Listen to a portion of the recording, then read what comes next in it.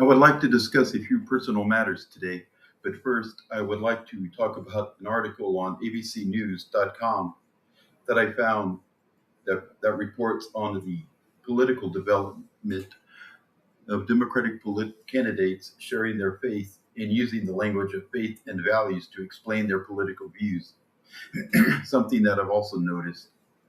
Republicans, not just for the past several years, but I would say for the past several decades, have had a hold on faith and values voters, almost a monopoly.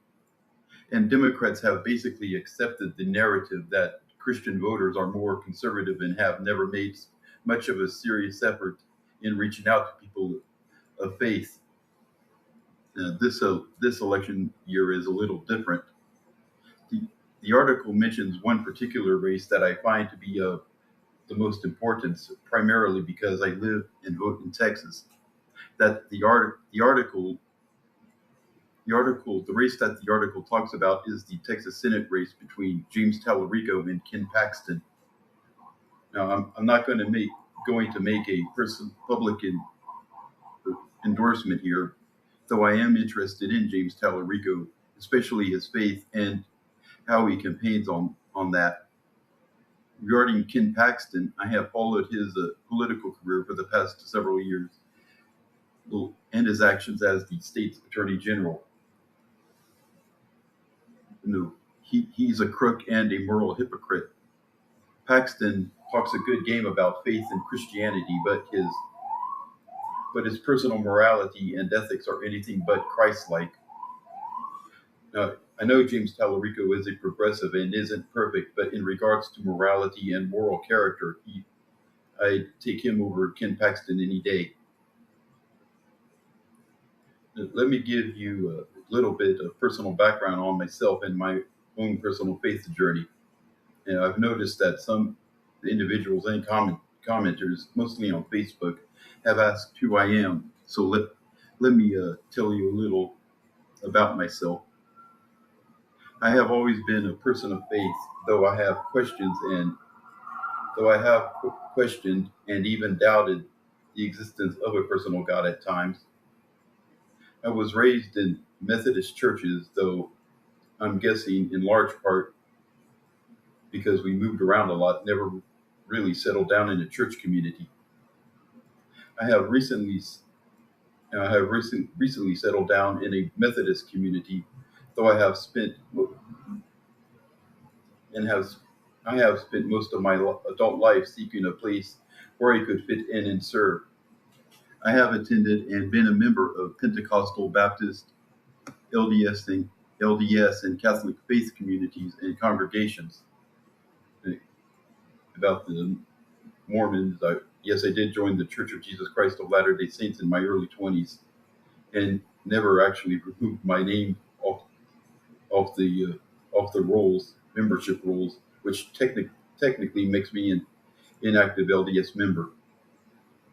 I have read I have read the Bible all the way through multiple times, and incidentally, have also read the Book of Mormon all the way through, though it's been a while since I have read the Book of Mormon.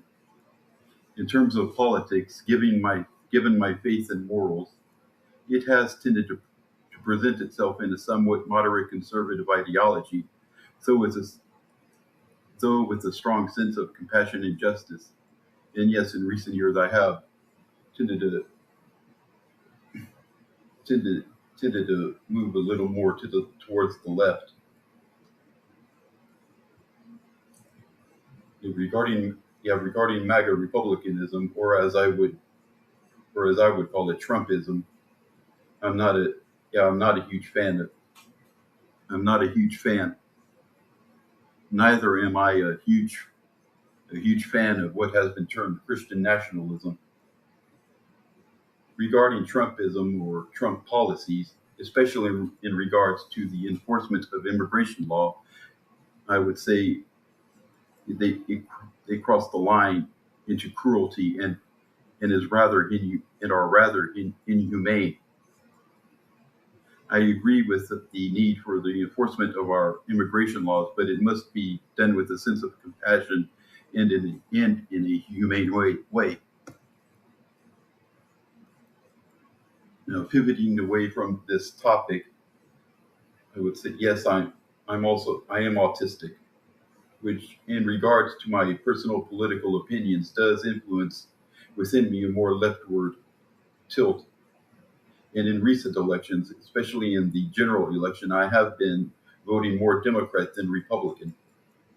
Donald Trump, especially, hasn't been particularly friendly towards the autistic and disability communities.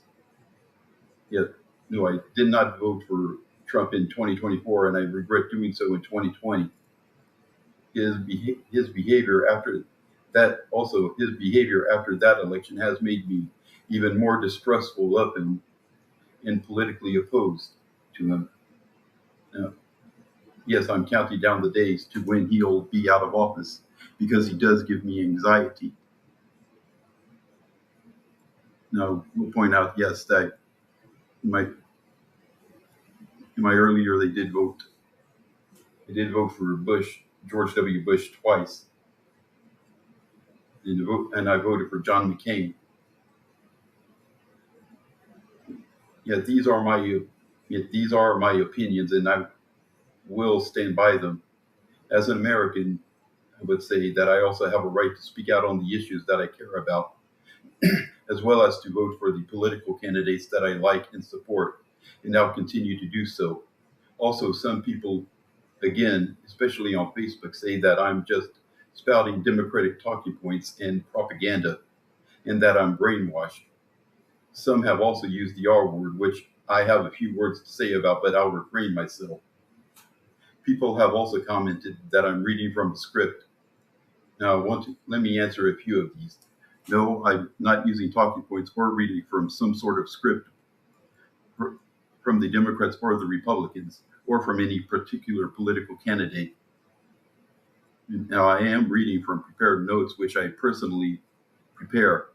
I research news articles and in the reporting in preparation for topics that I wish to cover on any particular day.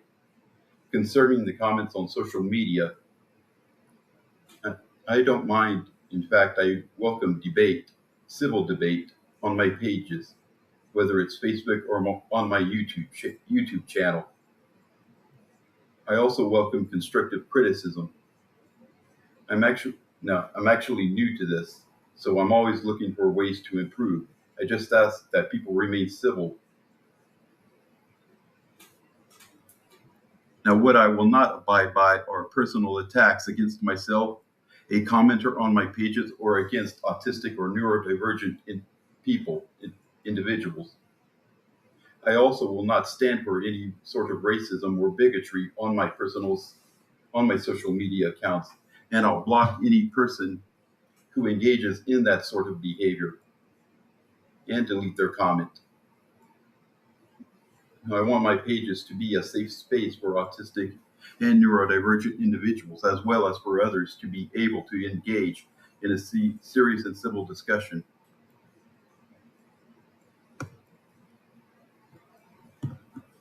And back to the talking points and using a script issue, I should probably mention that have had policy advocacy training with the Autistic Self-Advocacy Network and the American Association for People with Disabilities, and am also involved with Rev Up Texas, which advocates for the voting rights of the disabled community.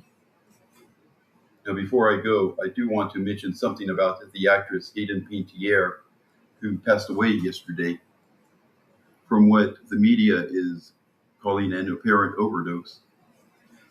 Remember the Titans is one of my favorite movies, and I really liked Hayden as a child actress in the role of Cheryl Yost. These past couple of years haven't been kind to former child stars. Michelle Trachtenberg last year, DeVay Chase a couple of months ago, and now Hayden Panettiere. May she rest in peace.